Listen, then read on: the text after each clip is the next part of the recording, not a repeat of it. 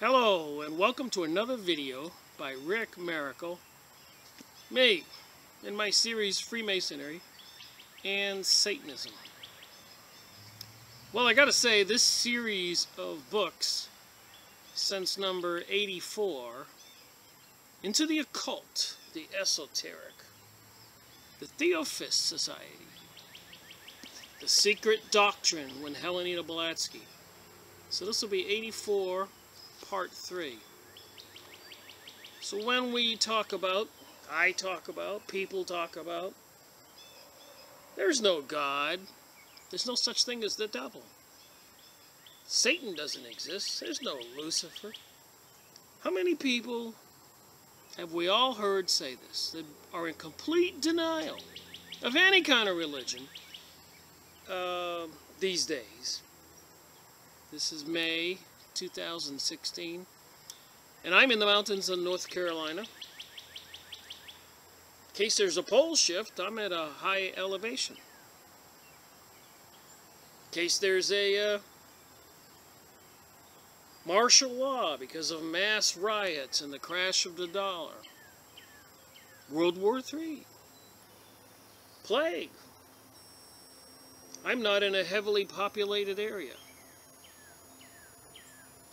So a lot of people by design are changing their life. One good reason is the baby boomers are all retiring. I'm one of those. We're getting older. The world isn't the same than when we grew up. When we grew up, predominantly in the United States of America, probably in Europe, people were proud to call themselves Christians. They went to church on Sunday.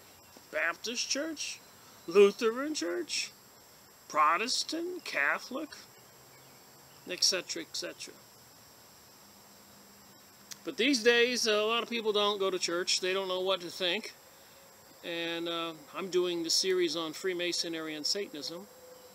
And what is Satanism? And why are they trying to destroy Christianity?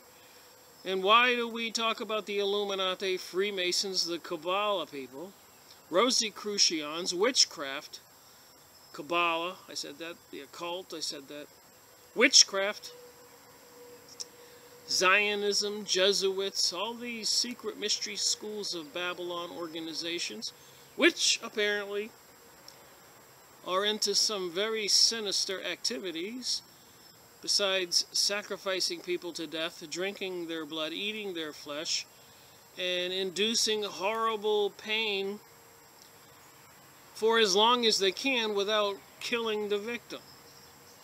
They seem to get some kind of satisfaction from that. And then I'm thinking about in Germany after World War II, there were, of course, millions of German soldiers who were surrendering.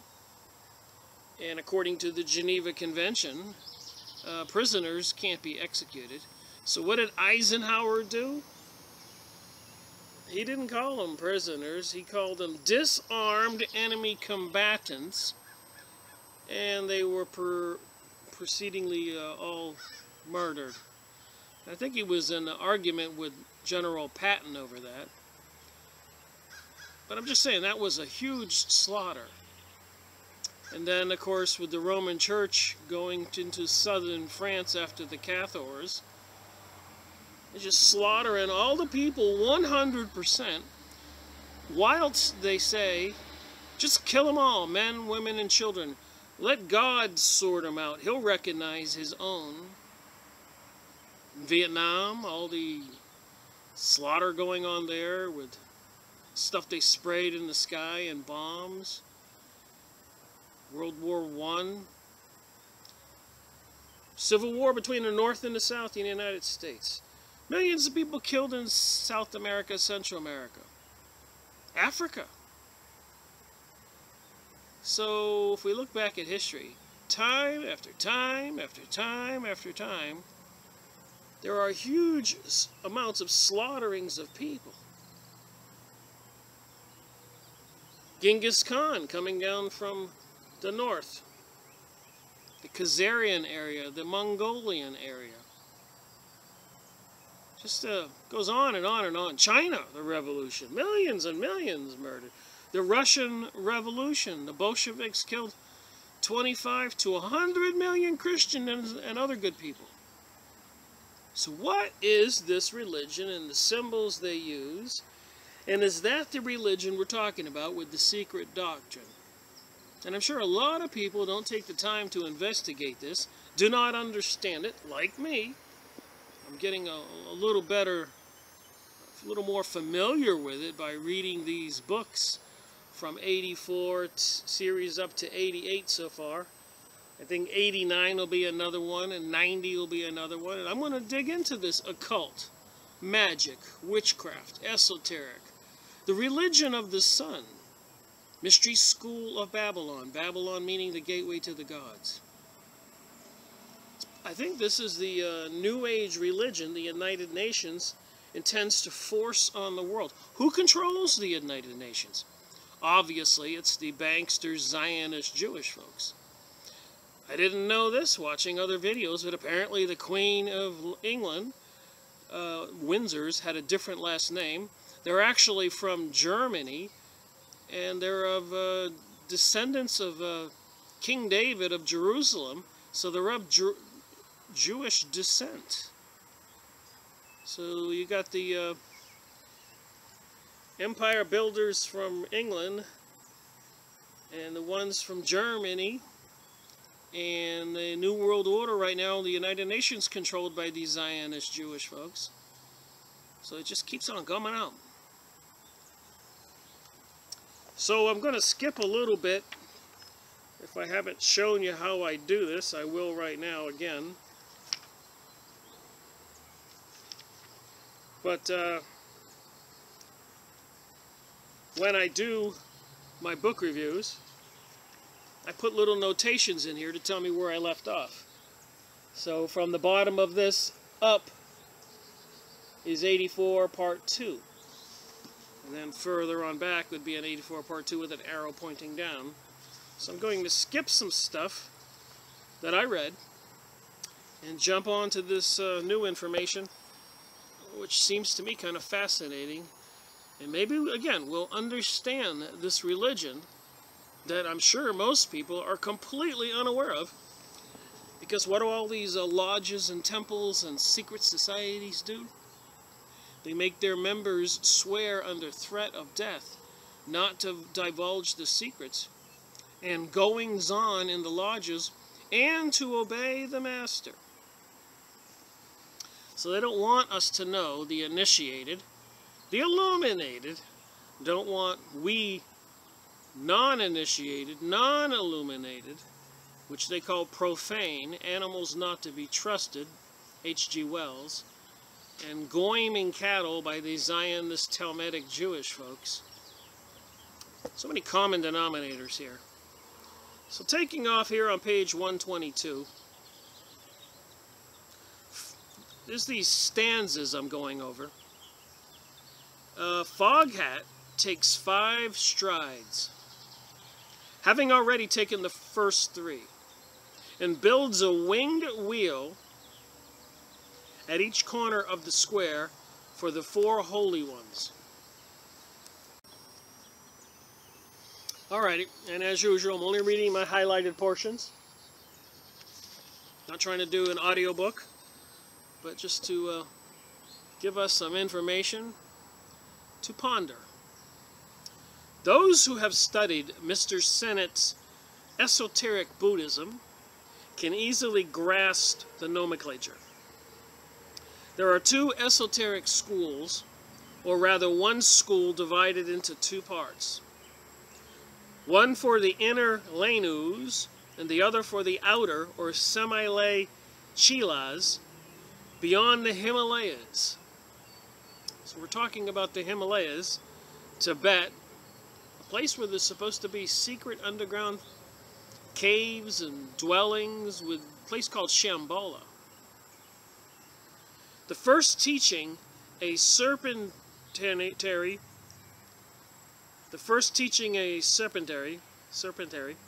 the other a 6-fold division of human principles. From a cosmic point of view, Foghat, taking 5 strides, refers here to the upper planes of consciousness and being, the sixth and the seventh counting downward, being the astral and the terrestrial, or the two lower planes. So I suppose this would be the terrestrial plane. And if I left my body and traveled about here, I would be in the astral plane. And apparently, as we've seen in my previous videos, there are numerous books on remote viewing, agencies and departments by the Army, Navy, CIA, etc., training men to go into trances and hypnotic states, to leave their bodies for numerous reasons, to go back in time, forward in time, travel on the earth, spy on the Russians spying on the Americans, everybody spying on the Chinese, so everybody's picking up on this new occult military black operations projects, stuff they do that they don't tell the people, including inventing new plagues, new types of weapons. And then, of course, see, terrestrial plane and astral plane. 4 winged wheels at each corner. For the 4 holy ones and their armies. Oh my. So in this esoteric, occultic world, there are the 4 holy ones and their armies. You don't hear that every day, especially in grade school, high school, your local church or college. These are the 4 Maharajas, or the great kings of the Dayan Kohans, the Devas, Devas, so some kind of interdimensional beings like angels or something, Devas, who preside over one of the 4 cardinal points. They are the regents or angels, there you go, who rule over the cosmic forces of north, south, east, and west, forces having each a distinct occult property. I grew up Christian, particularly Catholic, on my father's side, and my mother. But my mother's mother, my grandmother, had switched over to Baptist, so I've had the fortunate opportunity to attend both churches and see the goings-on as I grew up as a young man. So that's the knowledge I have, is from those religions. But this one here is kind of out there for me, and it seems like I'm getting a little exposure to Buddhism and Hinduism and Zoroastrianism and this occult magic New Age religion they want to force on the whole world. They call it a combination of all the religions, so we'll see. The 4 kinds of winds, for instance, professedly admitted by science to have their respective evil and beneficial influences upon the health of mankind and every living thing. So the 4 kinds of winds, blowing in the wind, 4 kinds, each their respective evil and benefit influences upon the health of mankind and every living thing. I thought that was worth repeating twice. So the winds are some kind of occult force. They can be good forces or evil forces. There is occult philosophy in that Roman Catholic doctrine which traces the various public calamities, such as epidemics of diseases and wars and so on, to the invisible messengers from the north and west. The glory of God comes from the way of the east, says Ezekiel, where Jeremiah, Isaiah, and the psalmist assure their readers that all the evil under the sun comes from the north and the west, which proposition, which applied to the Jewish nation, when applied to the Jewish nation, sounds like an undeniable prophecy for themselves. Belief in the 4 Maharajas, the regents of the 4 cardinal points, was universal and is now that of Christians, who call them, after St. Augustine, angelic virtues and spirits when enumerated by themselves, and devils when named by pagans. But where is the difference between the pagans and the Christians in this cause? Thus, no more than the Christians did, do they adore and worship the elements and the cardinal imaginary points, but the gods that ruled these respectively. For the church there are two kinds of sidereal beings, the angels and the devils. So a lot of people have been convinced because of the propaganda coming from the media, the news, TV programmings, movies, educational systems, even the churches. They deny Jesus, they deny God. They believe when they die they have no souls. And this is, of course, what the Talmudic Jewish folks and apparently the Illuminati, Freemasons, that unless you're illumined or initiated into this secret mystery school of Babylon religion, magic, witchcraft, then you really don't have a soul and you're just an animal. They would have us believe.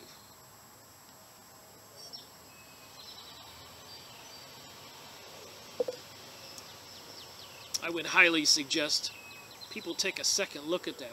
Why do they want to deny people from believing in God, obeying the Ten Commandments, praying to God, believing in Jesus? And then Jesus said, "He who shall believe in me will be saved."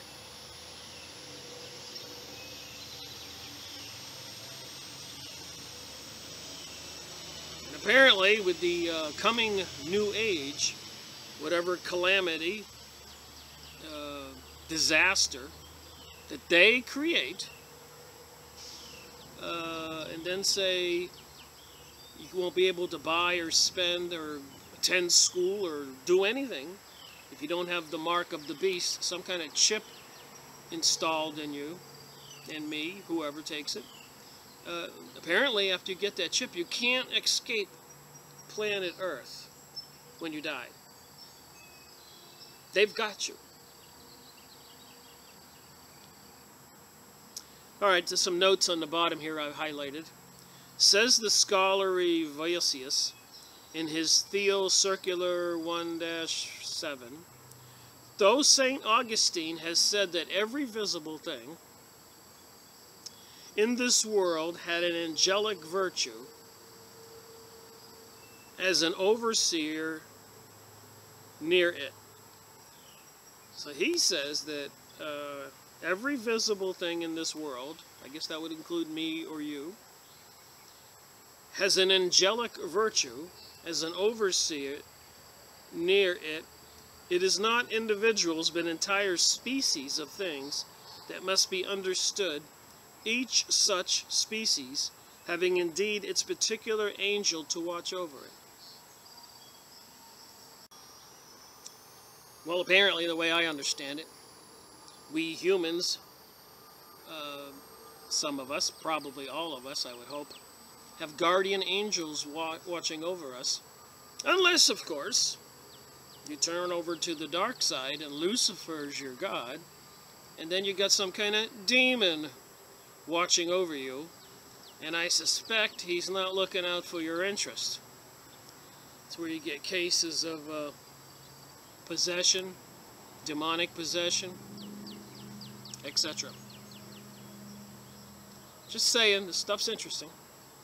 For us, these angels are spirits, separated from the objects, whereas the philosophers, pagan, they were gods. So they're saying we have guardian angels, and apparently the pagans call them gods. Considering the ritual established by the Roman Catholic Church for spirits of the stars, the latter look suspiciously like gods, and were no more honored and prayed to by the ancient and modern pagan rabble than they are now at Rome by the highly cultured Catholic Christians. Alright, moving over to the next page. For the Kabbalists and the occultists, there is but one, and neither of them makes any difference between. So they're talking about angels or devils.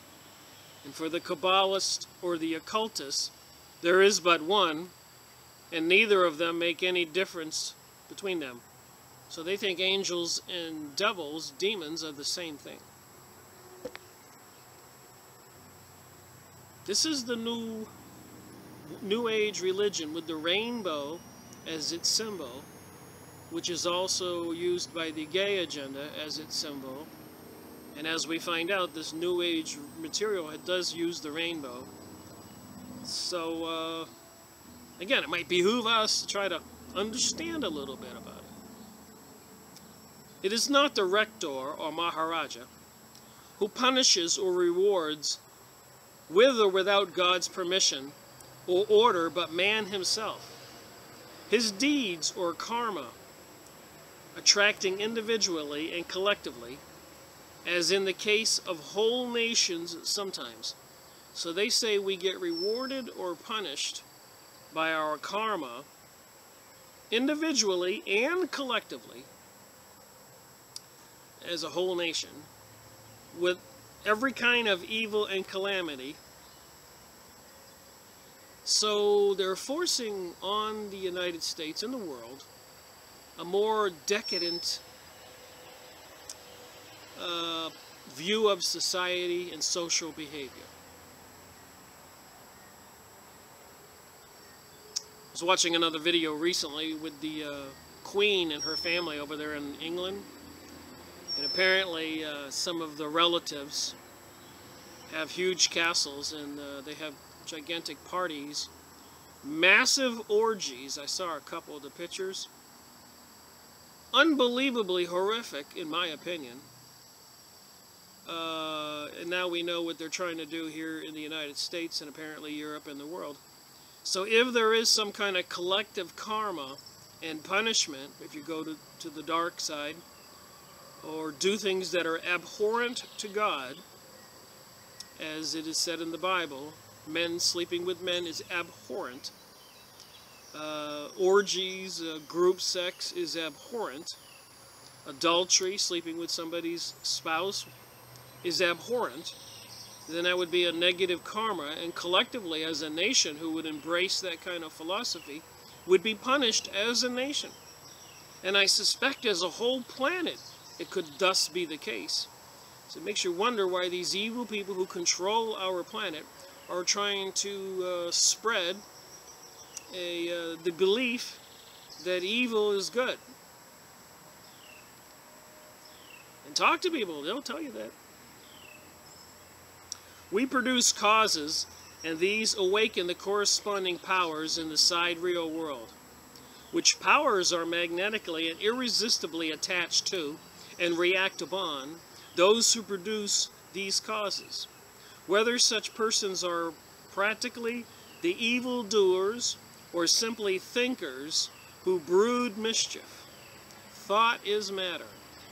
We are taught by modern science, and every particle of the existing matter must be a register of all that has happened, as in their principles of science. Misters Jevons and Baggage tell the profane. Modern science is drawn more every day into the maelstrom of occultism, unconsciously, no doubt, still very sensibly. The two main theories of science, the relationship between mind and matter, are monism and materialism. These two cover the whole ground of negative psychology, with the exception of the quasi-occult views of the pantheistic German schools.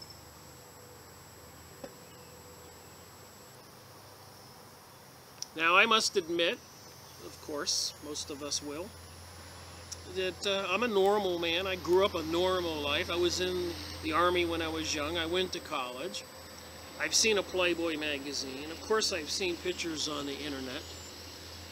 And I believe a person can get caught up in that, addicted to it.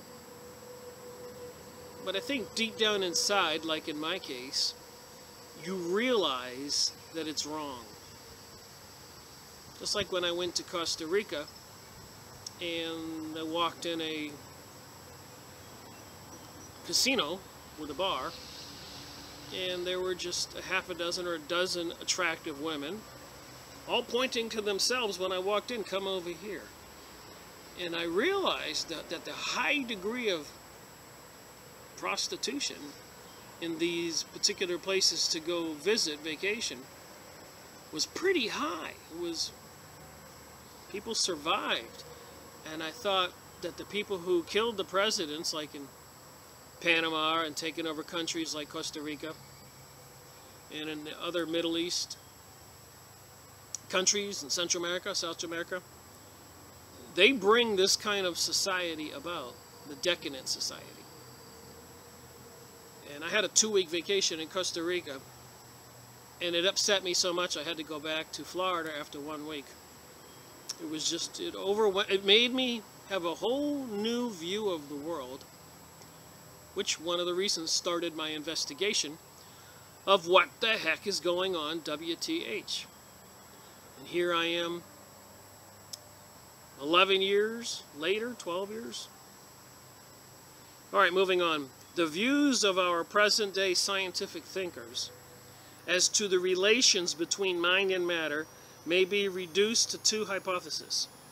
These show that both views equally exclude the possibility of an independent soul distinct from the physical brain through which it functions.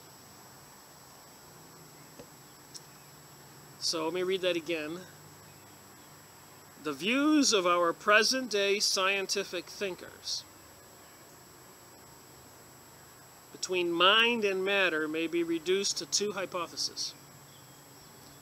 These show that both views equally exclude the possibility of an independent soul distinct from the physical brain through which it functions. So they exclude the idea you might have an independent soul. I've been out of my body. I've had an out-of-body experience. So it will be hard to convince me that I don't have a soul. Materialism, the theory with regard to mental phenomenon as the product of molecular change in the brain. And number 2, monism, or a single substance doctrine, is the more subtle form or negative psychology, which one of its advocates, Professor Bain, aptly terms guarded materialism. This doctrine, which commands a very wide assent, counting among its upholders such men as Lewis, Spencer, Ferrier, and others, while positioning thought and mental phenomenon generally as radically contrasted, with matter regards both as equal to 2 sides and aspect of one and the same substance in some of its conditions. So I guess there's just an argument there that some people believe there's no separation between this material body and the soul. There is no independent soul, is one argument. That's the notes on the bottom. Alright, next page, 125 at the top. In the Egyptian temples, according to Clemens Alexandros, an immense curtain separating the tabernacle from the place of the congregation. So back in Jesus' time, they had these little rectangular buildings with curtains where you prayed. They were called tabernacles. And apparently if you walked up there into the congregation, between the priest and you was a huge curtain in the tabernacle. And apparently there were a lot of portable tabernacles made. And just the crazy theory here.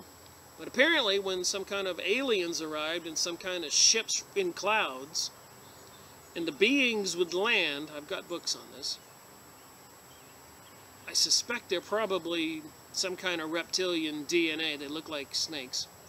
And they wear those big hoodie things.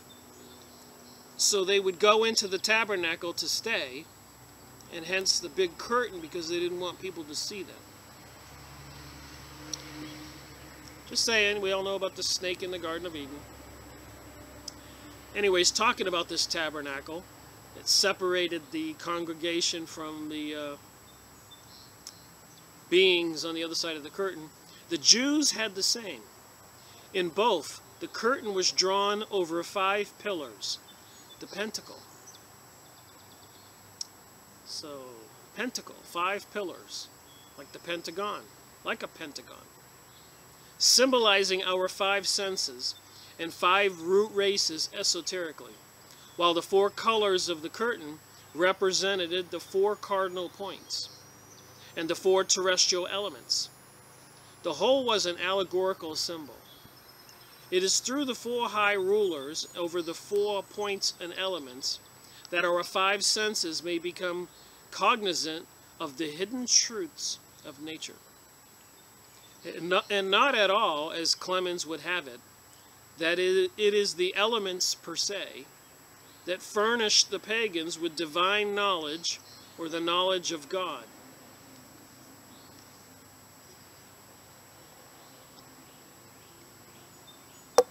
So what is a pagan? Pagan has a belief in many gods versus monotheism, like Christians and apparently the Jewish people, and Muslims, where they believe in one God. Now there is an exception there. Let's say you're a Christian and you join a witches' coven. You're not a Christian anymore. So when you were a Christian, you believed in Jesus and you believed in God, in our Father. When you joined the witches' coven, you switched to Satan and Lucifer.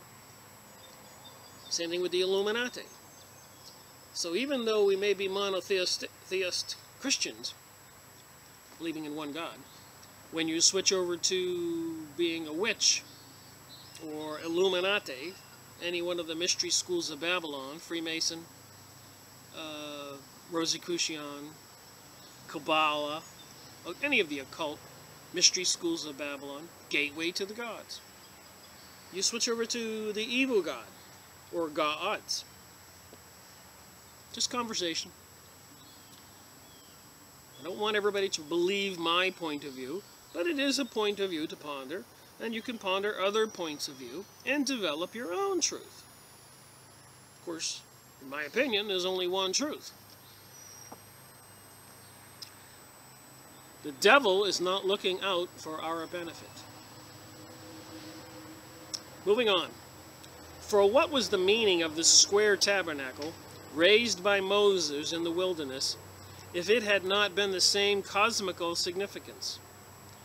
Thou shalt make a hanging of blue, purple, and scarlet, and 5 pillars of shittim wood for the hanging, and 4 brazen rings in the 4 corners thereof, boards of fine wool for the 4 sides, north, south, east, and west. So they build these tabernacles. Were cherubims of cunning work. Let's read that again.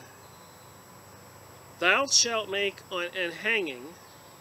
So imagine a big bathtub with a curtain all the way around it. That's what this tabernacle was like. A little stage with a curtain all around it. Of blue, purple, and scarlet. I think scarlet's like a really bright red. And 5 pillars of shittim wood, whatever shittim wood is, S-H-I-T-T-I-N, for the hanging. 4 brazen rings in the 4 corners thereof. Boards of fine wood for the 4 sides, north, south, west, and east of the tabernacle, with cherubims, the cherubs, those little children with wings, and apparently there's adult individuals with wings, cherubims of cunning work. The tabernacle and the square courtyard, the cherubim and all, were precisely the same as those in the Egyptian temples. Cherubim, C-H-E-R-U-B-I-M, cherubim, cherubs. So I have some pictures and I want to look at what a cherub is. Alright, continuing on. Cherubs.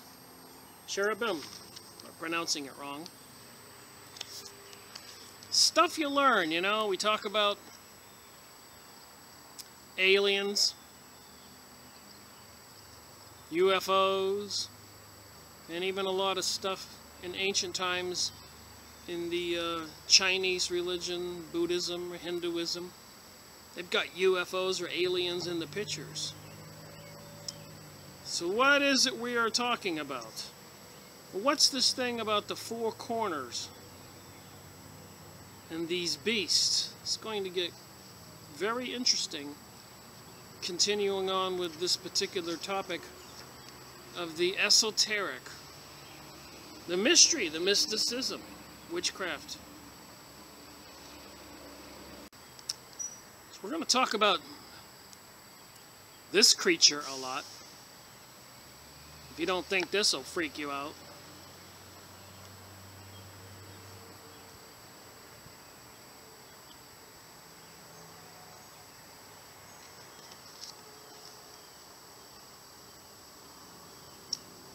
Look at the wings on him. Cherub.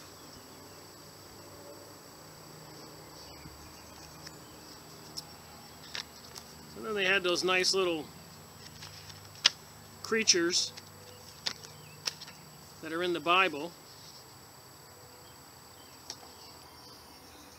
Little children with wings, different variations.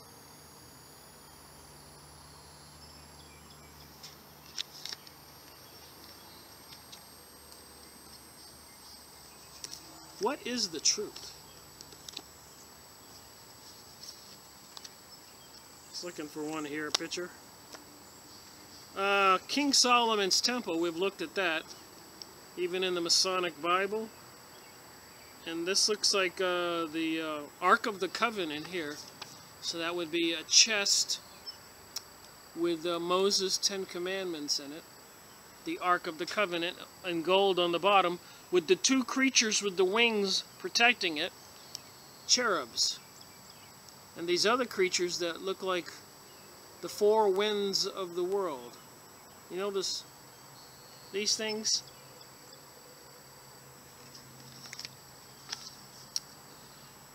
Here they call it, in groups of 7,000, the advanced and senior cherubim and Cenobim are re-embraced with the universal Mother Spirit.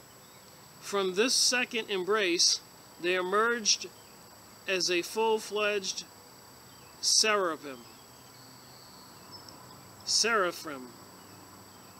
Cenobim, cherubim, and they come out as a new seraphim kind of entity.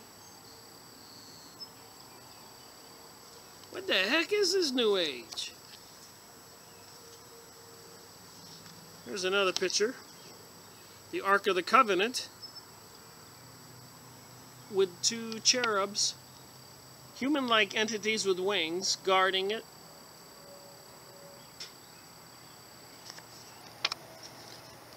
Here's an old ancient picture. I guess a lot of us might think this is an angel. A cherubim. A cherub. Here's the some kind of box again, a chest, with the seemingly the suns and the sun rays on this guy's chest, and two cherubim.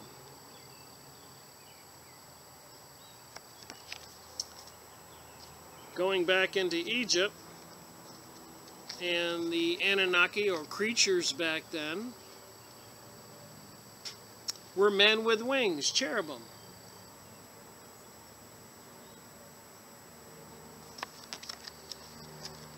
Guess it might behoove people to wake up. More Egyptian hieroglyphics. Humans, apparently, with animal bodies and wings and men's heads, cherubim. And look up on the top there, where my finger is, the round circle with the two wings. You see that symbol a lot.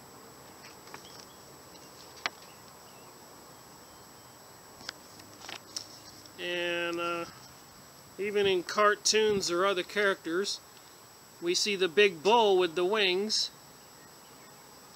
That would be Moloch.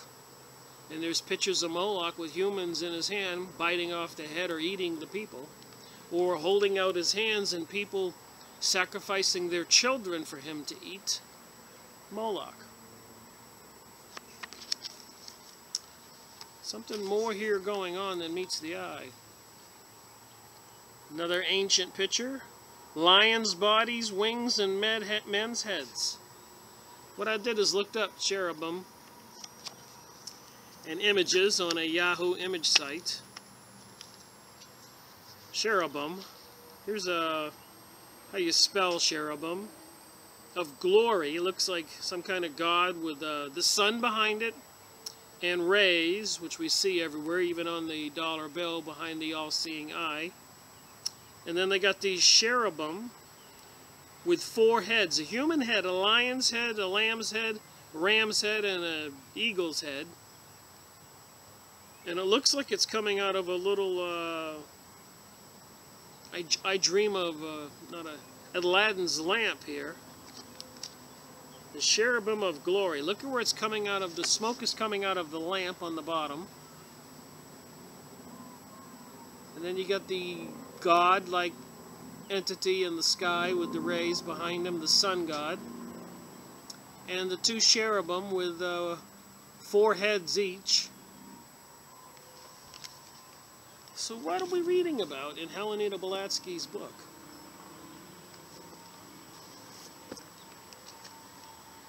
All kinds of artist depictions. And look at the eyes on the wings of the cherubim. The goat's head, the lion's head, the eagle head, or vulture, and the eyes everywhere.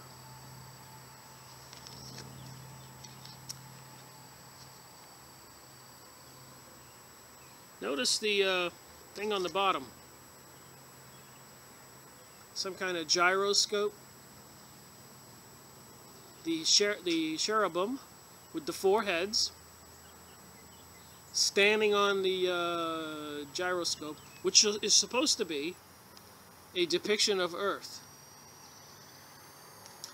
And possibly Earth would be down where my finger is here, on the bottom, this flat disc.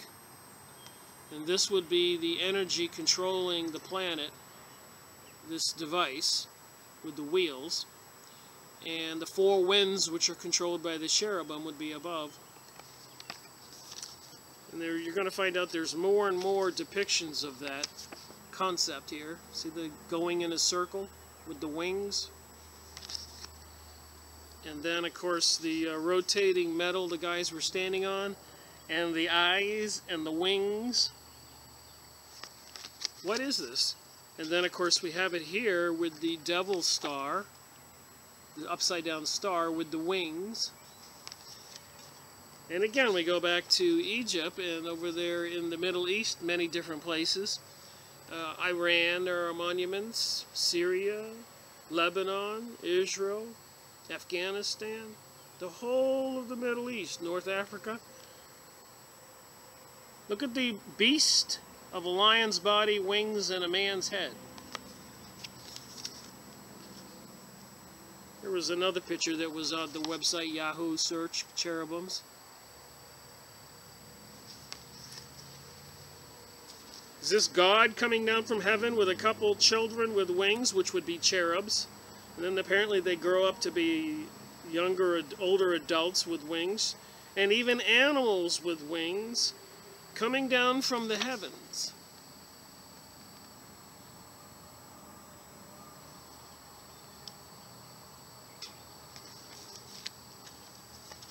Oh my. Cherubim, a literal interpretation from Ezekiel's description in the Bible. Ezekiel 1-4. Then I looked, and behold, a whirlwind was coming out of the north, a great cloud with a fire engulfing itself.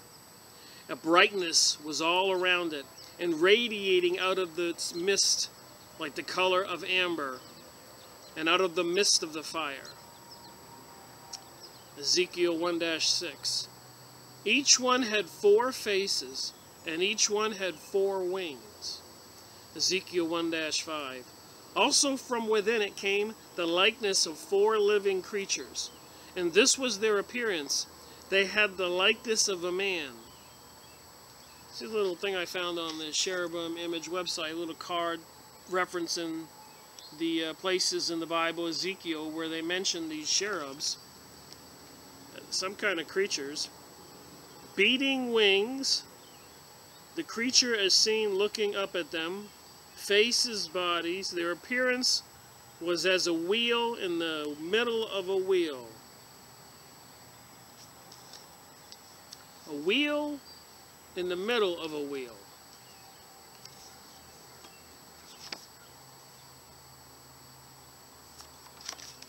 A lot of buildings around the world, probably maybe one in your downtown city if it's an old city, with a cherub up on it. See the wings on the little...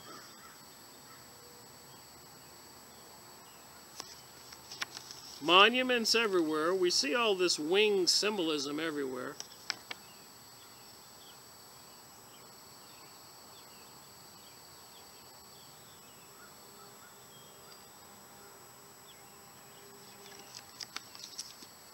And the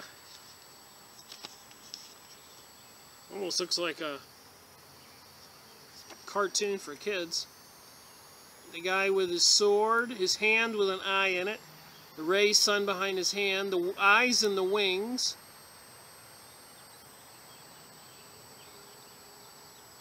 If you've seen modern art, you might have seen stuff like this. Just saying. Goes way back in time, old pictures. Cherubs.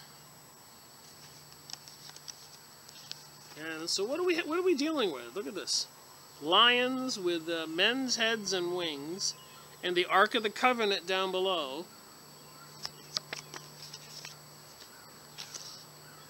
And some of them can be pretty gruesome looking. So the 4 heads, the wings with eyes, the sword, the symbolism.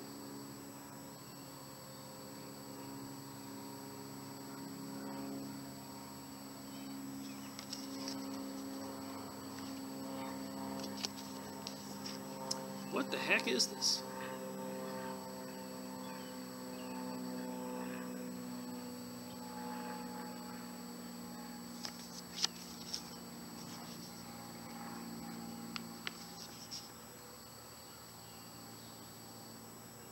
Looks a little demonic to me.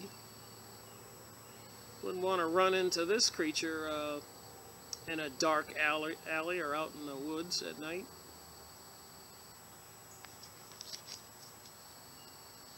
So I got more of those, but I'll save them for another shoot in this video or the next one.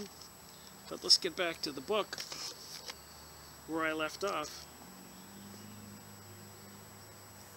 Alright. Helena Blavatsky, Secret Doctrine.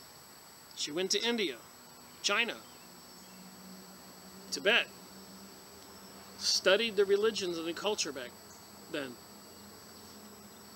and was one of the creators of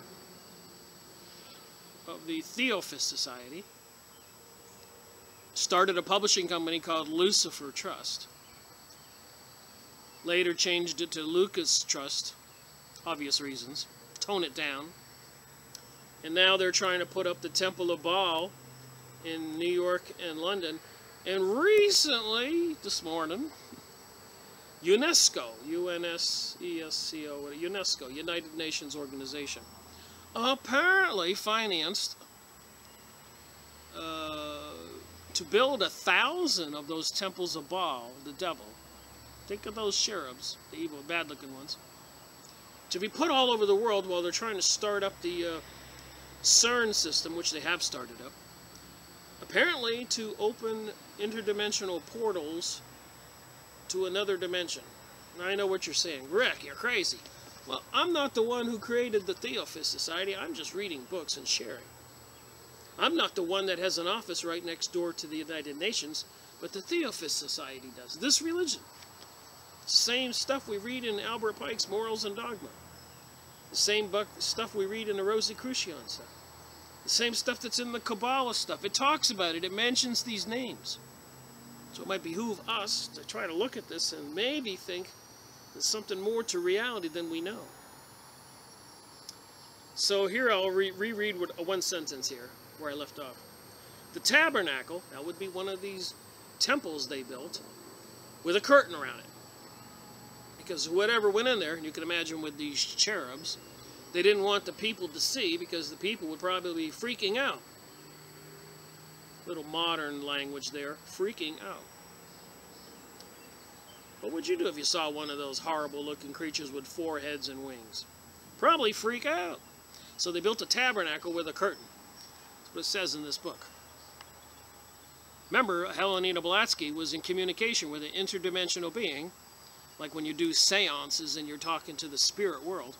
And they call the beings that she was in communication with, and Aleister Crowley, the evilest man alive, and Albert Pike, who wrote Morals and Dogma, the Bible for the Masons, they were in communication with some interdimensional beings called masters. That's where they got this material, besides their research. The tabernacle and the square courtyard, cherubim and all, were precisely the same in the Egyptian temples. We've seen the pictures I just showed. The square form of the tabernacle meant just the same thing as it still means to this day. In the esoteric worship of the Chinese, Tibetans, the 4 cardinal points signifying that which the 4 sides of the pyramids, obelisk, and other such square erections mean. So when you look at these pictures and you see a creature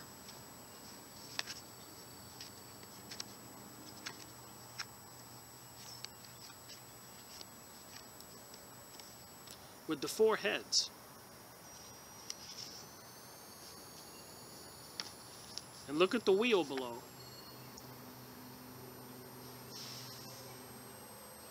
the 4 heads represent the 4 cardinal points: north, east, west, and south, on this creature called the cherubim.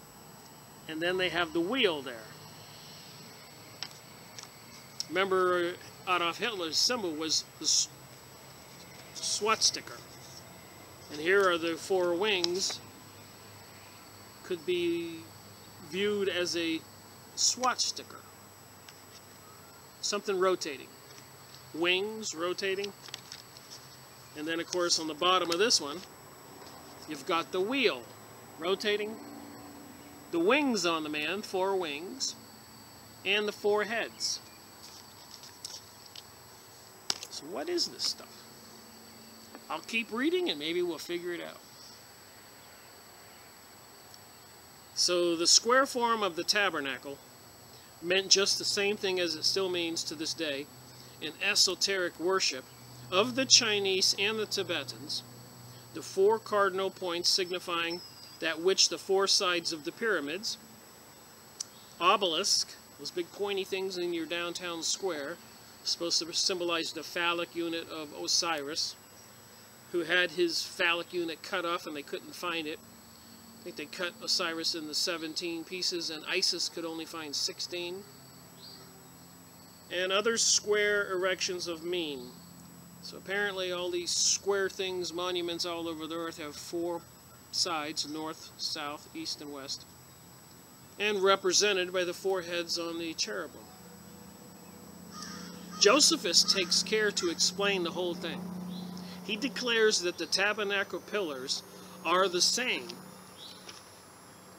as those raised at Tyre to the 4 elements, which were placed on pedestals, whose 4 angels face the 4 cardinal points, adding that the angels of the pedestal had equally the 4 figures of the zodiac.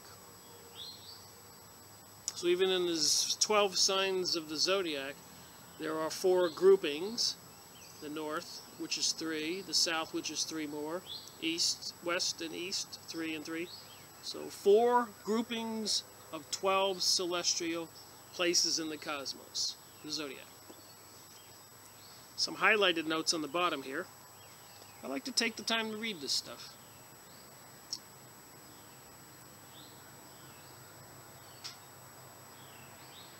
I think I already read this. Talk about materialism. Alright, next page, 126. The idea may be traced in the Zoroastrian caves, in the rock-cut temples of India, as in all the sacred square buildings of antiquity that have survived to this day. Least we forget, during Hitler's reign in Germany, he was sending archaeologists, investigators, all over the world looking for something. He was into this esoteric stuff.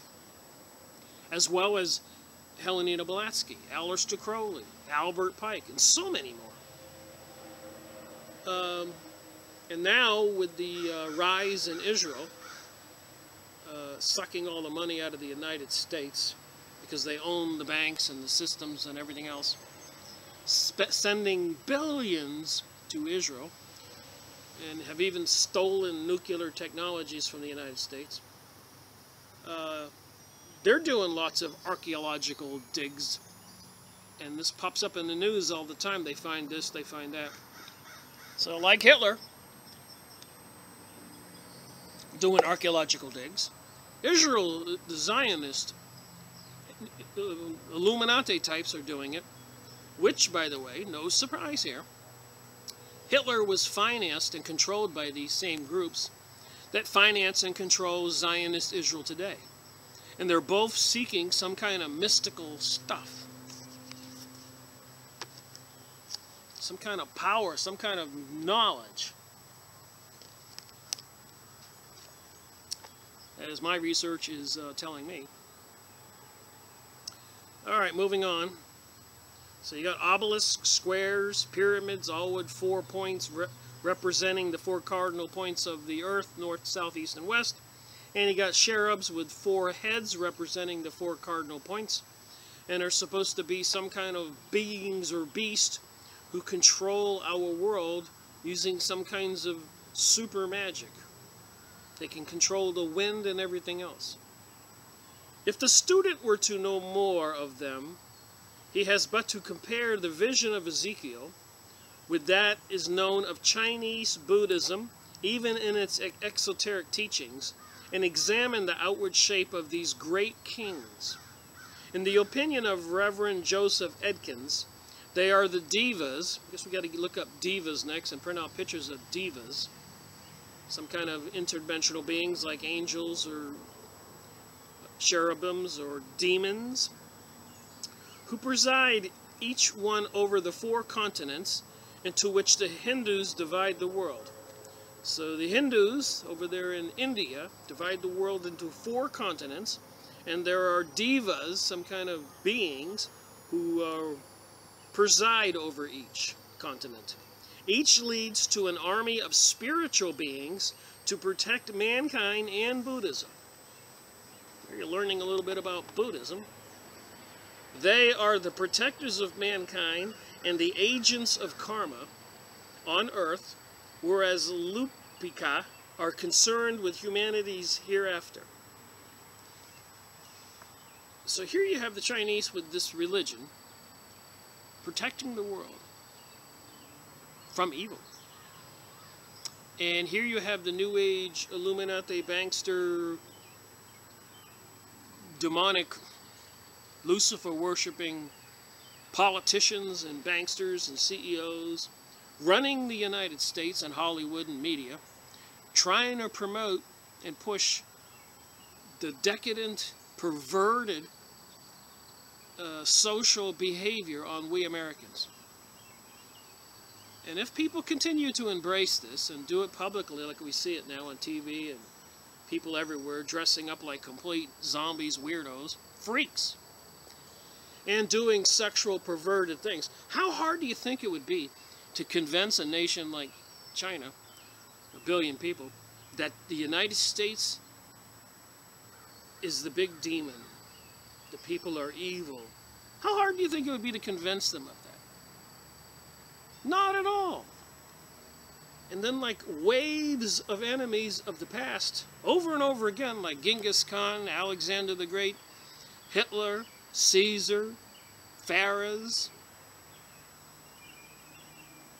They would come up, so somebody intentionally trying to set the stage for such a thing, to invoke some kind of karma, or to be able to convince the peoples to attack us, just like they used 911, inside job, to convince the American peoples to shut up and let the government go destroy all the countries over there, overthrow the governments and mass murder the citizens. Psychological control of the people. Because the people aren't paying attention. Not thinking with their God-given brain, in my opinion. I'm just reading this stuff. So anyways, they are the protectors of mankind and also the agents of karma on earth, where the Lupika are concerned with humanity's hereafter. At the same time, they are the four living creatures who have the likeness of a man, of Ezekiel's vision, called by the translators of the Bible cherubim, seraphim, etc., and by the occultist the winged globes and fiery wheels, and in the Hindu pantheon by a number of different names. All these grand harvest, and the sweet songsters of Asuras and Kananaris and Nagas are all allegorical descriptions of the four Maharajas. The Sephirim are the fiery serpents of heaven, which we find in the passage describing Mount Mora as the exalted mast of glory and vulnerable haunt of gods and heavenly cloisters, not to be reached by sinful man, because guarded by serpents. They are called the Avengers and the Winged Wheels. Their mission and character being explained, let us see what the Chinese Christian Bible interpreters say of the cherubim. The cherubim. The word signifies in Hebrew fullness of knowledge. These angels are so called from their exquisite knowledge, were therefore used for the punishment of man who affected divine knowledge. It shows that the cherub placed at the gate of the Garden of Eden after the fall suggested to the vulnerable interpreters the idea of punishment connected with forbidden science or divine knowledge, one that generally leads to another fall, that of the gods or God in man's estimation. From Meru, the abode of the gods, to Eden, the distance is very small, and from the Hindu serpents to the Ophate cherubim, the third out of the seven, of which was the dragon, the separation is still smaller, for both watch the entrance to the realm of secret knowledge. But Ezekiel plainly describes the four cosmic angels. I looked, and behold, a whirlwind, a cloud, and fire enfolding in it. Also out of the midst thereof came the likeness of four living creatures. They had the likeness of man, and every one had 4 faces and 4 wings, the face of a man, the face of a lion, the face of an ox, and the face of an eagle. So now maybe is a good time to look at some more of those cherub pictures. So why are they trying to crank up CERN and open up interdimensional portals and put 1,000 arches, portals, archways of Baal all over the world? It seems like somebody's trying to open up some kind of portal to some kind of beings.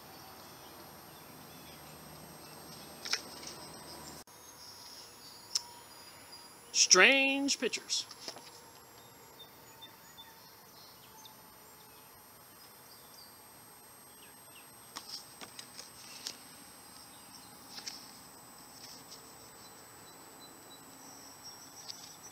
Legions of these creatures. And the sun and its rays. Look at the legions. What are we talking about? This was in the same place of the the images of the cherubims were the 4 horses of the apocalypse.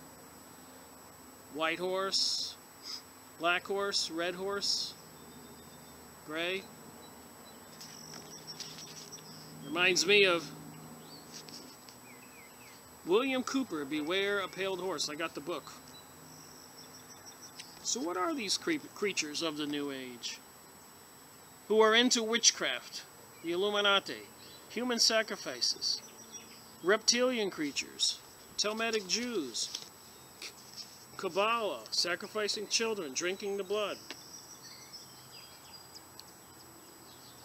And then you have this stuff with the 6-pointed star and the cherubs looking like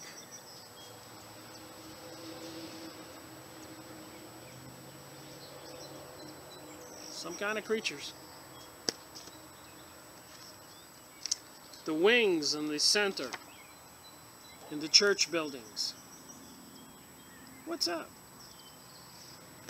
with all this?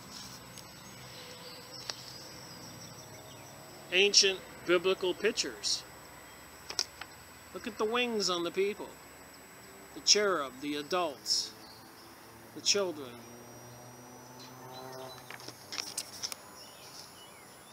Are they angels or demons? With the look at the eyes on the wings. It's a man's head this way and a lion's head this way.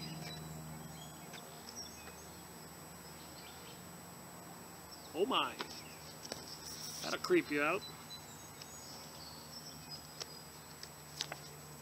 Just as it might behoove us to see what this Theophist Society stuff's all about, with the office next door to the United Nations, which is apparently into the same religion. And then I said the UNICEF, is that UNICEF? No. The UNESCO, whatever it's called, the United Nations organization, is financing the 1,000 temples of Baal to be put all over the world. And the United Nations has the meditation room, which is all occultic and symbolic. And they are trying to destroy Christianity. And if you're in the army, you can get court-martialed if you talk about Jesus. And so much more. So here's some more pictures of biblical pictures, I guess, or ancient religions with the cherubs in the back. More and more. The mother and the baby and the cherubs. And the Ark of the Covenant guarded by cherubs. The winged cherubim. Each temple vessel restored by the Temple Institute is kosher for use in the soon-to-be rebuilt Third Temple. So the Jews in Israel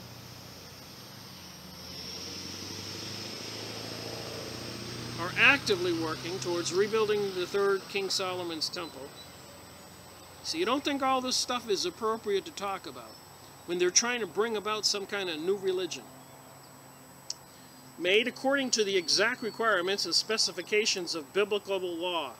So they have to build this third King Solomon's temple to the exact specifications of biblical law.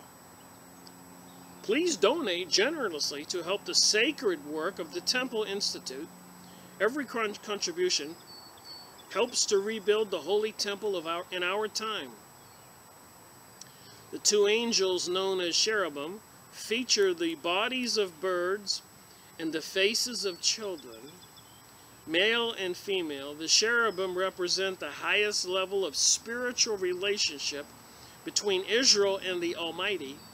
The aspect described by the Song of Songs, I am to my beloved, and to my beloved it is to me. Now these are the same Zionist Israels who are mass murdering all the Palestinian people, stealing all the mineral and resources and all the other countries around it, controlling the United States, as Prime Minister Sharon of Israel said. Don't worry about the United States. We control the United States. So the Pentagon, the United States, and Europe and all that are killing all the Arabs and all the other countries. And they think that that's what God wants them to do. I would wonder, which God do they worship? Jesus, the Son of God, came here and died on the cross? Or Lucifer, or the United Nations UNESCO, UNESCO, UNESCO, there you go, who's building 1,000 temples to Baal, and then of course they control the CERN collider in Geneva, Switzerland, Swiss-French border town, which is the long-term homeland of the Illuminati, the location for the myth of Frankenstein monster, and they have a 666 in the CERN logo, and a statue of the goddess of Shiva, of goddess of destruction, out front. And then we talk about the cherubim, the shock troops of heaven. Cherubim cannot be damaged by spells or trap cards. Shock troops of heaven. Cherubim. People shouldn't be really in any kind of religion. Don't worry about all this stuff. It's just for fun.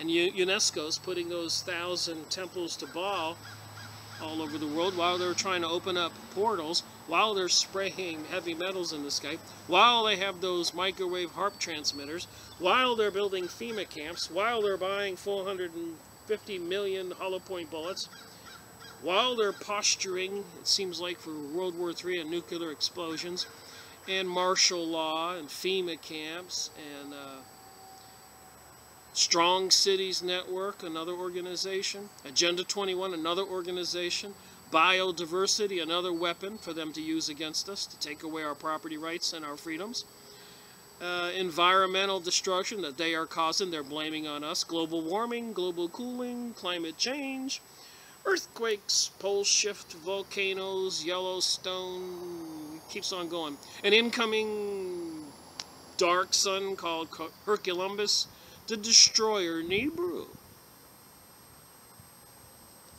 And then you got the cherubim and the Ark of the Covenant. And these little creatures got 4 heads. And in ancient times, they had lion's body, human head, and wings. So I'll stop there and get back to the book. Got some more pictures. I printed out 60. I got these printed out today.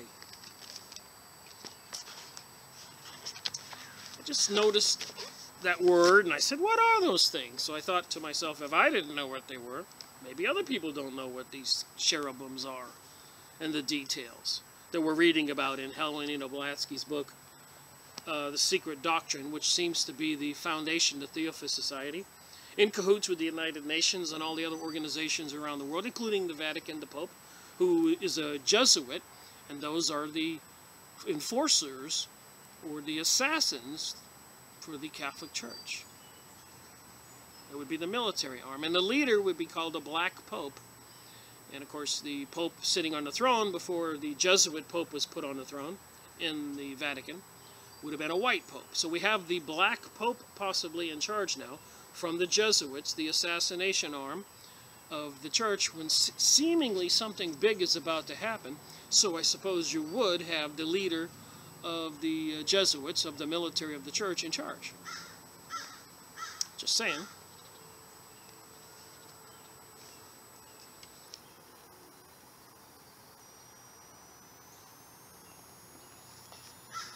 Alright, the builders are the representative of the first mind-born entities, therefore of the primeval Risha Prajitapita. Just take a stab at these words.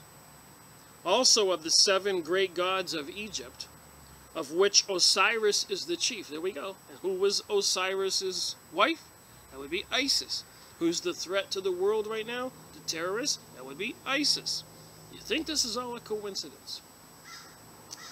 The 7 Amshirpens of the Zoroastrians.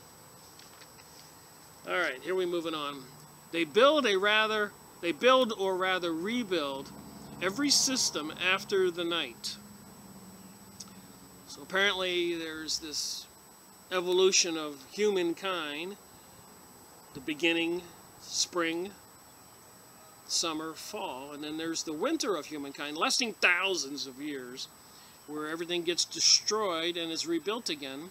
I suppose like the rising of the phoenix in the ashes.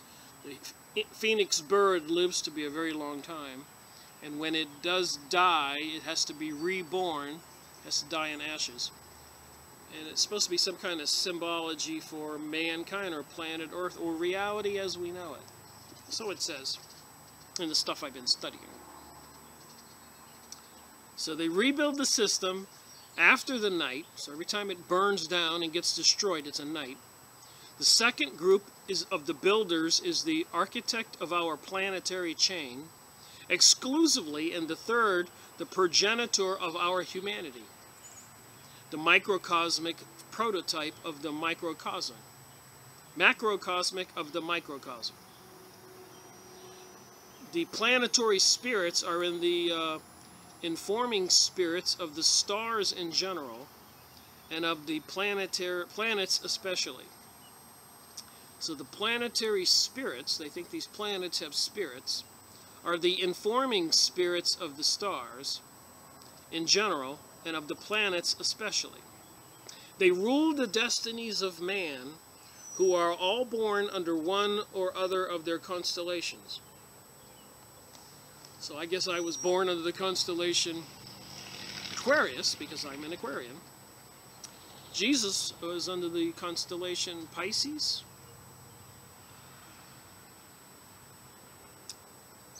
It was at the age of Pisces when Jesus was born.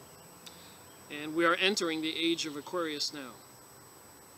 In the Hindu esoteric pantheon, they are the guardian deities who preside over the 8 points of the compass, the 4 cardinal and 4 intermediate points, and are called the loci palis, supporters or guardians of the world in our visible cosmos, under which Indra east, and Yama south, and Varuna west, and Karva north are the chief, their elephants and their spouses, pertaining of course to fancy and afterthought, though all of them have an occult significance. The Lipika are the spirits of the universe, whereas the builders are only our own planetary deities. The former belong to the most occult portion of the cosmogenesis, which cannot be given here.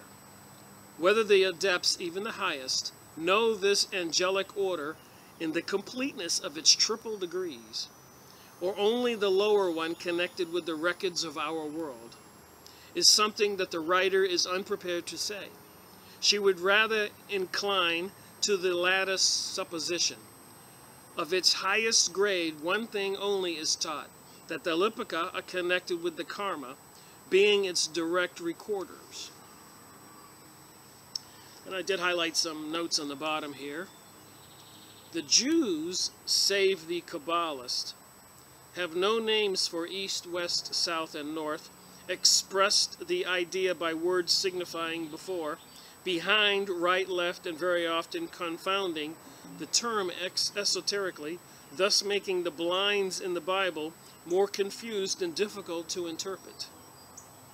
Add this to the fact that out of the 47 translators of the King James England's Bible, only 3 understood Hebrew, and of these two died before Psalms was translated. So most of us English-speaking people or Christians use the King James English version of the Bible, and they were not experts on Hebrew, so is it suspect that some of the stuff in the Bible might be not correct? And one may easily understand why reliance can be placed on the English version of the Bible, In this work, the Dune Roman Catholic version is generally followed. The symbol for sacred and secret knowledge was universally, in antiquity, a tree by which scripture or a record was also meant. So a tree is the record. All right, how much more I got here? Just a little bit.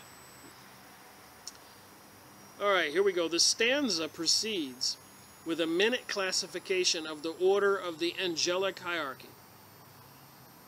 So orders of angelic hierarchy. So I guess there are leader angels, worker angels, and slave angels. Hierarchy. From the group of 4 and 7 emanates the mind-born, the group of 10 or 12 or 21, all these divided again into subgroups or sepentaries, novums, duodecimals, and so on until the mind is lost in this endless enumeration of celestial hosts and beings, each having its distinct task in the ruling of the visible cosmos during its existence. Wow, let's see what I just say. A celestial host, endless enumeration of the celestial host and beings. I guess we know where the reptilians and gray aliens came from. If we want to suppose there are not two realities and suns and planets splattered all over the galaxy with societies either far advanced as compared to Earth or more prehistoric as compared to Earth. It's not what it says here. The esoteric meaning of the first sentence of the sloka is that those who have been called lupikais, the recorders of the karmic ledger, make an impassable barrier between the personal ego and the impersonal self. Here we got a word coming out of the Rosicrucian teaching the initiate. The nomen and parent source of the former.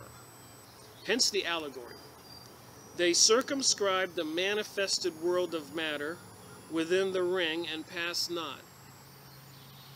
This world is the symbol objective of the one divided into the many on the planes of illusion, of Adi, the first, or the Inca, the one.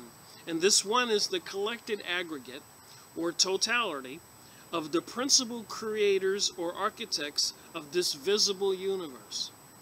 In Hebrew occultism, their name is both Achat, feminine, one, and Achod, one, again, but masculine.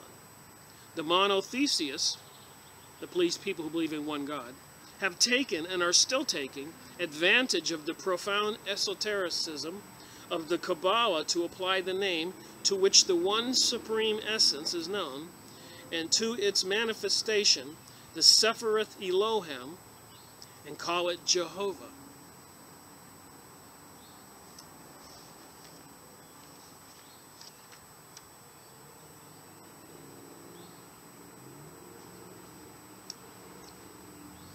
I don't know if I read this, but I will. Hence the word lupika, the writers or scribes, the dragons. So the lupera are dragons, and I talk about reptilians. So I would suspect dragons are reptilians.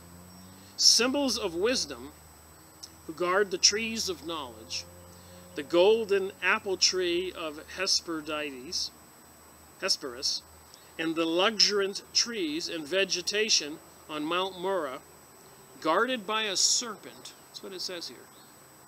Juno given to Jupiter on her marriage with him, a tree with golden fruit, is another form of Eve offering Adam the apple from the tree of knowledge.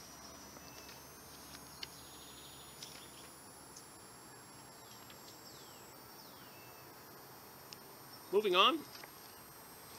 Elohim, these are entities named in the Bible, is a plural noun identical with the plural word chim, often compounded with the Elohim. Moreover, in occult metaphysics, there are, properly speaking, two ones. The one on the unreachable plane of absoluteness and infinity, on which no speculation is possible. And the second one on the plane of emanations. The former can neither emanate nor be divided, as it is eternal, absolute, and immutable. The second, being, so to speak, the reflection of the first one, for it is the Logos, the Esra, in the universe of illusion, and can do all this. It emanates from itself, as the upper Sephiroth triad emanates from the lower Sephiroth. The seven rays, or Dhyana Chohos, of other words, the homogeneous becomes the heterogeneous, the protyle differentiates into the elements. Apparently, instead of one supreme God, there's two ones. One is unknowing, unfathomable, and from itself it emanates another one. You got all that. The Lupaka separate the world or plane of pure spirit from that of matter.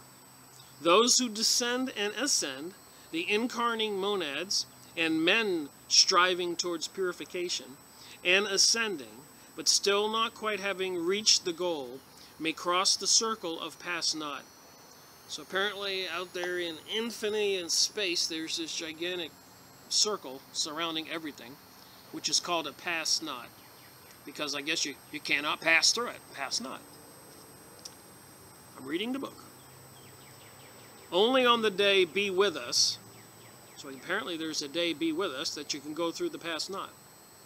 That day when men, freeing himself from the trammels of ignorance and recognizing fully the non-separativeness of the ego within his personality, erroneously regarded as his own, from the universal ego, Amina Supra Mundi, merges thereby into the one essence to become not only one with us, the manifested universal lives which are one life, but that very life itself.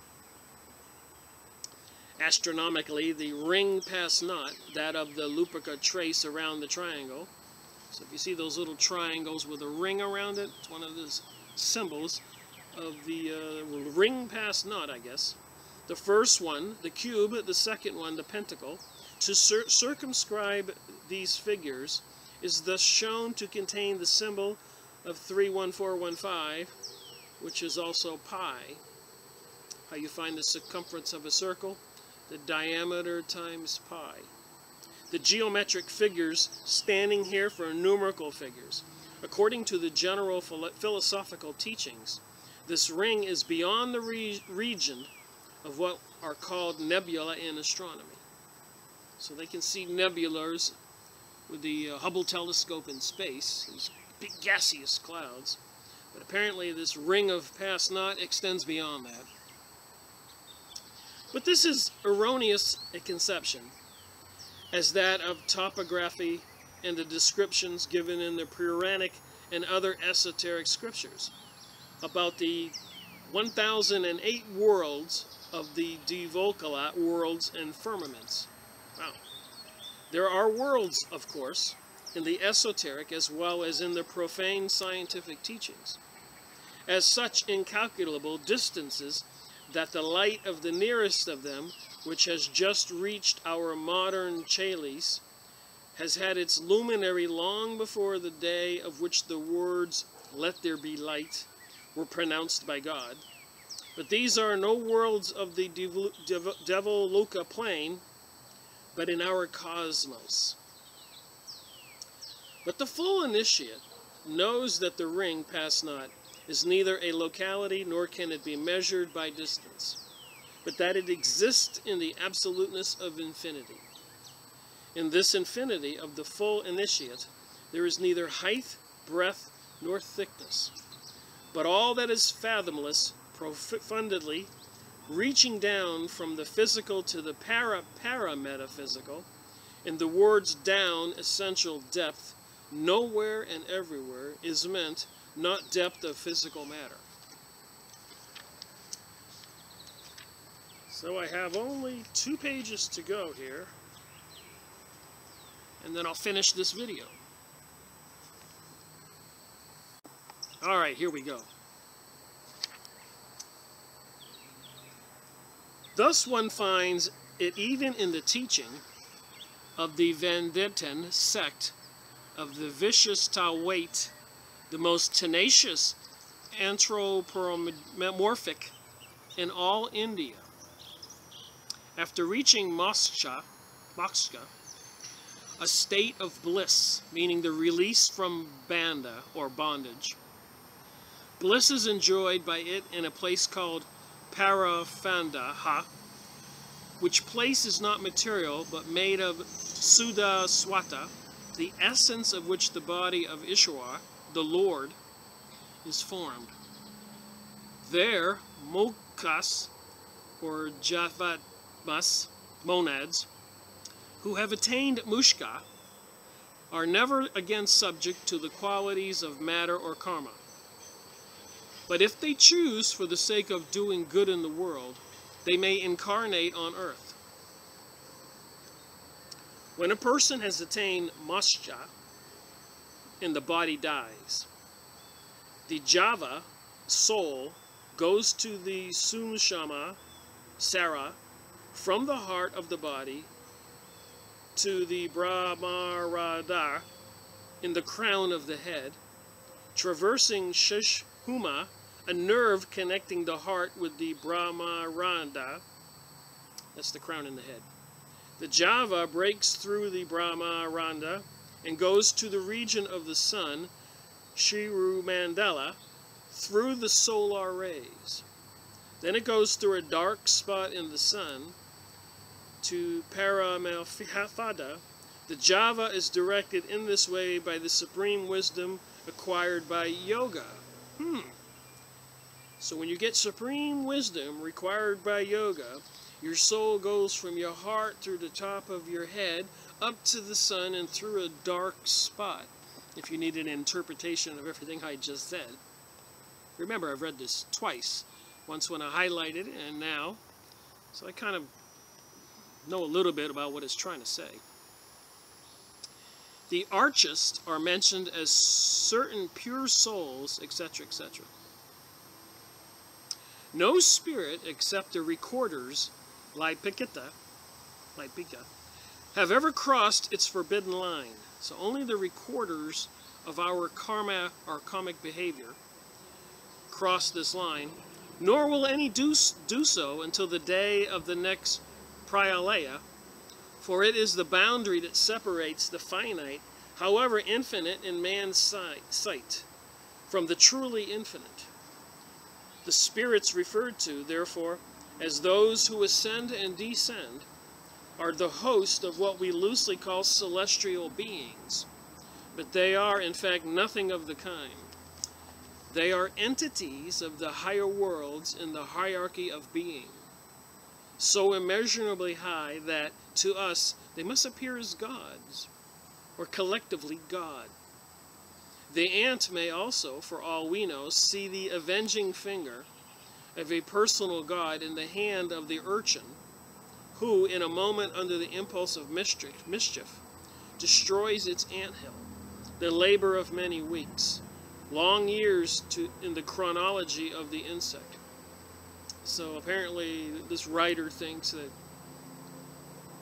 when an ant sees a human like me smash up its ant bed, they must think it's some kind of punishment from God, and they think humans must be doing that to beings or do whatever they do. Cataclysmic events and stuff like that. The refusal to admit in the whole solar system of any other reasonable and intellectual beings on the human plane than ourselves is the greatest conceit of our age. Now remember when I used my pendulum, which I just happen to have in my pocket.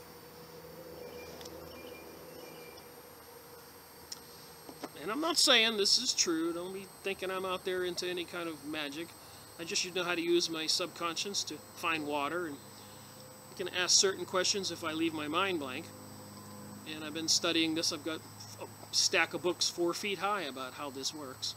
Even the military uses this kind of technology. Remember, The military uses trances and mesmerism and drugs to get people's spirits to leave their body to spy on enemies and control other people, called remote viewing. I've showed the books on that.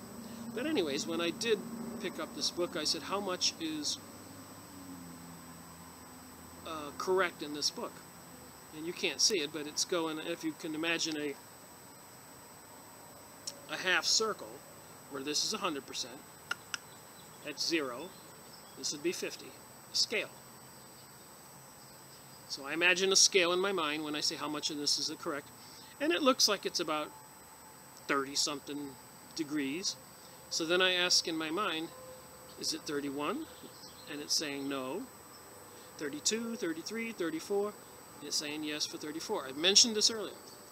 So 34% of the material in this book is correct, according to my leaving my mind blank. And I know my hand's moving, but I'm not doing it. You can practice this yourself. But as I mentioned earlier, that was really strange to me, that it said 34% was correct. Because 34 subtracted from 100 means that 66% of the material in this book is incorrect. 66 is an ominous number, and there are many uses of it everywhere. 666, 66, and 6. In numerology, A is 6, B is 12, 6 plus 6, second letter. C is the third letter, so it's 3 times 6 is 18. So you can use numerology to check out these numbers, because remember, a lot of this is occult numerology stuff, and it seems to have some truth to it when you use it to find out things about things. Now that's okay to learn that as long as you're a moral-minded person and you wouldn't use certain knowledge and stuff to do evil things. Like, for example, I can't use this to find the winners on lottery tickets. But I have to be honest, I've tried it. And whatever reality there is up there can play games with me and you, or anybody who does this. Because, like a pick 3 lotto, I tried it one time, and it said like 2, 4, 5. So I filled it out and went and bought the 50-cent ticket. And 5, 4, 2, 1. The opposite. And that has spooked me out on numerous occasions, leading me to believe that when I was doing this, I need to be careful. But it was playing with me.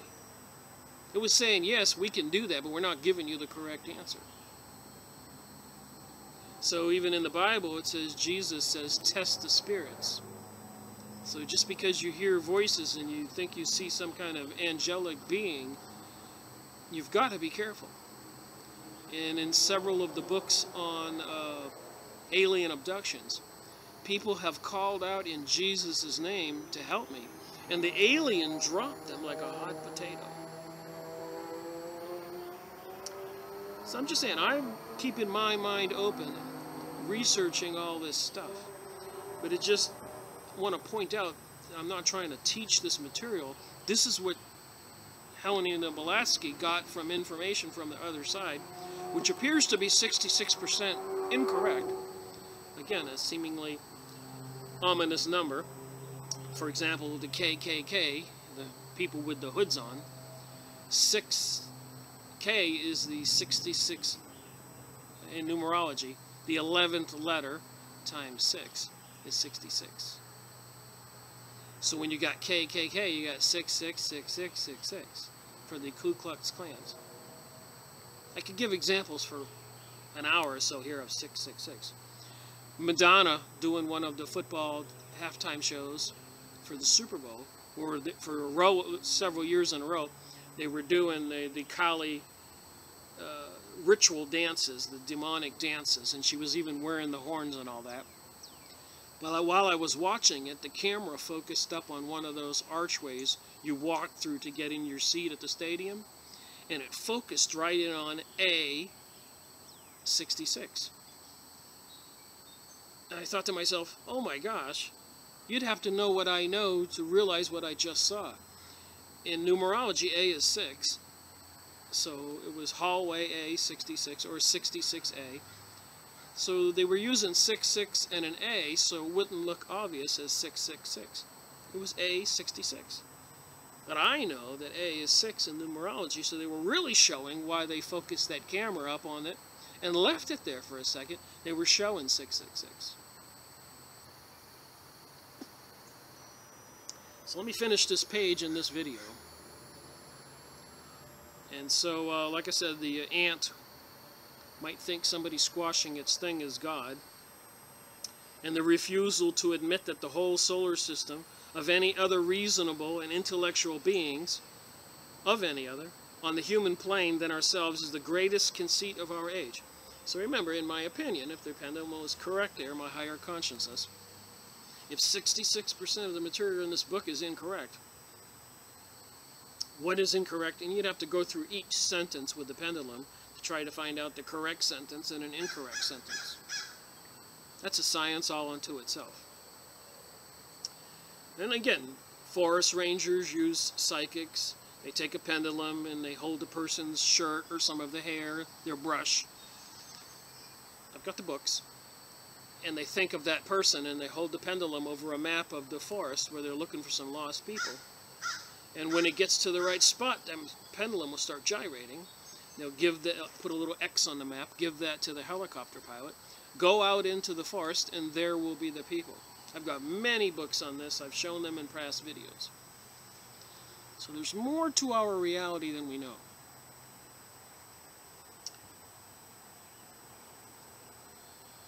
So that's what it said there. All that science has a right to affirm is that there are no invisible intelligence living under the same conditions as we do. So we can all agree that whatever these invisible intelligences are, living in the astral plane, that would be right here on our earth, outside of the material plane. In other words, you can't see it, but there could be beings in this yard like ghosts. And some people with psychic abilities can see these beings. I have a friend who could do that. And when I was in Maine and we would be in certain old houses or areas, she would say, look over there, I can see a young girl crying. But apparently it was a spirit because it was invisible. We've all seen these movies and shows and books and ghosts and demons, etc., etc. It's just a very interesting conversation and investigation to what the truth is. And my point of all this conversation is 2/3 of this information in this book might be incorrect. A deception. And that's what the deceiver does. Deceives.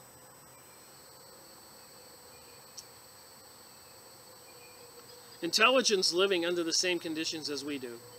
So they say there are other beings, but they don't live in the material plane like we do. And I'll agree with that. I've seen too much evidence.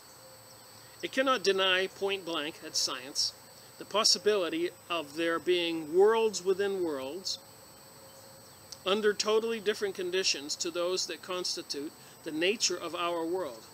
Nor can it deny that there may be certain limited communication between some of these worlds and our own. And I have all the books, many of them, from 1840 to 1940 with the Psychic Research Society of Europe and the Psychic Research Society of America, where back then they were doing seances and all kinds of investigations into communicating with the beyond, people who died and other beings. And according to my research recently, there's been a rash of evidences of possession, demonic possession. Apparently in some college in Ohio, a few girls were playing with a Ouija board and became possessed. There's many examples of this if you go on the internet and check some local news, current events. And in China recently there was a rash of it, and one guy described it as some kind of dark, human-shaped being trying to enter his body. Just saying, what are we dealing with all this preparedness for some kind of apocalyptic event? They want to eliminate 90% of the people from the planet. According to the USA Georgia Guidestones in Georgia, USA, and it says they want to maintain a population of 500 million, so I suppose 6 billion have to die, and it's signed R.C. Christian, which to me is the Rosicrucians. Just saying, what is this occult world? And that's why I'm doing this series of videos and these numerous books on this subject. It's because I've always mentioned it, but we never really dwelled on it. To the 6 lower ones belong hierarchies. So apparently there's like a dozen different planes of reality. Like this is the material plane, and if spiritual invisible entities would be on the astral plane. And when a guy like working for the government on the remote viewing project, David Morehouse, Tim Rifat, etc., I got the books, and we've gone over them. You can look them up. And there's even schools where you can go learn how to do remote viewing. Look it up, pay about $700 and spend a week or two, and it will teach you to leave your body, remote viewing, and enter the astral plane. Alright, so they say there's 6 lower hierarchies, planes of existence, that can occasionally be seen and heard by men, and who do communicate with their progeny of the earth. So as I said, when they were doing seances and all that stuff, apparently there are 6 lower dimensions below this material plane where these spiritual beings go that can communicate with people on earth. Can you trust them? Of course not. Which progeny is indissolubly linked with them, each principle in man having its direct source in the nature of these great beings who furnish us with the respective invisible element in us. Physical science is welcome to speculate on the psychological mechanism of living beings and to continue her fruitless efforts in trying to resolve our feelings, our sensations, mental and spiritual, into functions of their inorganic vehicles. Nevertheless, all that will ever be accomplished in this direction has already been done, and science will go no further. And I have a little highlighted note on the bottom I'll read and finish this video. The greatest philosopher of European birth, Immanuel Kant, assures us that such a communication is in no way improbable. I confess I am much disposed to assert the existence of immaterial natures in the world, and to place my soul in the class of these beings. It will hereafter, I know not where or when, yet be proved that the human soul stands even in this life in the indissoluble connection with all that is immaterial natures in the spirit world, and that it reciprocally acts upon these and receives impressions from them. So the greatest philosopher of a European birth, so there's no doubt that there is a connection between this physical body and the spiritual world, my spiritual body. And that will be the end of this video, except I will take one more minute and look at the last couple of these pictures that I found at that site on Yahoo image site of the cherubs.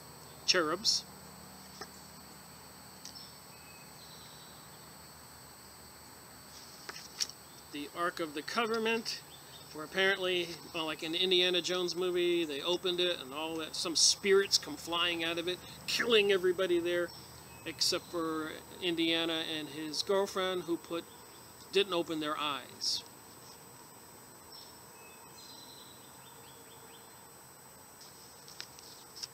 And these cherubs have 4 heads representing the 4 corners of the earth: the north, the south, the east, and the west. And apparently they can do good things and rescue people, according to this little picture. And also they have some ties to ancient Egypt.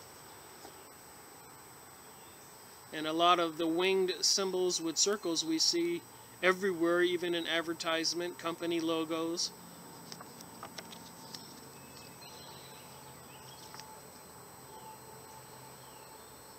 What is reality? Why would they have there in ancient Egypt? Looks like a sphinx, wings head, human head. Human head, wings, and a lion's body or something. Here's a futuristic picture symbolizing something like the New Age or this reality that's coming using high technologies. I think we the people don't have a clue.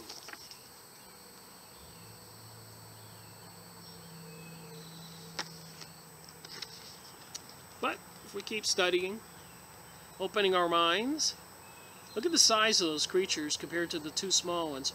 Look at their feet. They got goat's feet. Wouldn't this be the devil? Goat's feet? The four heads, the goat's feet. And look how big they are compared to humans.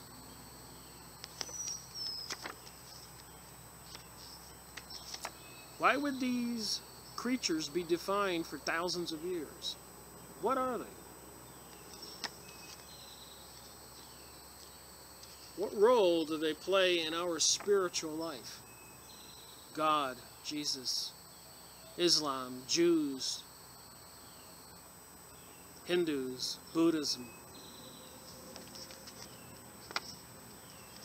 What role?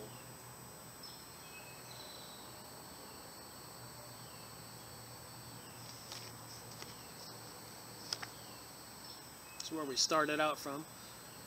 Looks like the smoke is coming out of that lamp on the bottom. And the many eyes on the thing. And the wheel, and the eyes, and the wings, and the heads.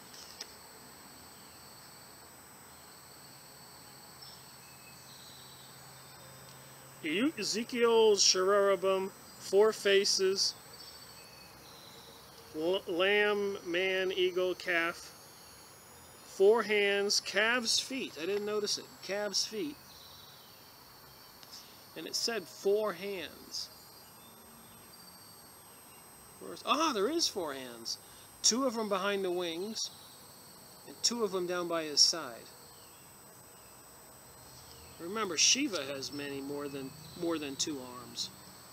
In the Hindu and the Buddhist religion, they have the multi-armed entities. Thank you for watching my video. Rick Miracle reporting.